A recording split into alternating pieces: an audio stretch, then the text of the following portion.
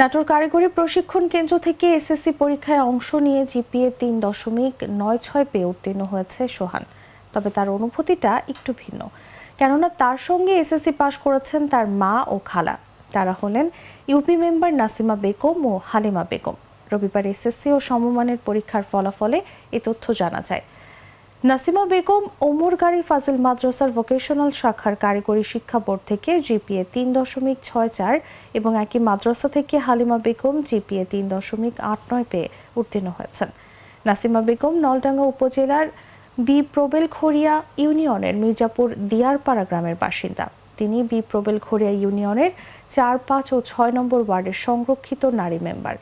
হালিমা বেগম একই ইউনিয়নের কৃষ্ণপুর দীঘা গ্রামের আব্দুর রাজ্জাকের স্ত্রী।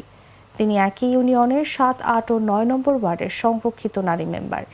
এসএসসি পরীক্ষায় উত্তীর্ণ হওয়া সোহান তার অনুভূতি প্রকাশ করে বলে, আমার মা ও খালার সঙ্গে এসএসসি পাশ করে আমি অনেক আনন্দিত। আমার মাকে এখন কেউ অশিক্ষিত বলতে পারবে না, এতে আমি অনেক খুশি।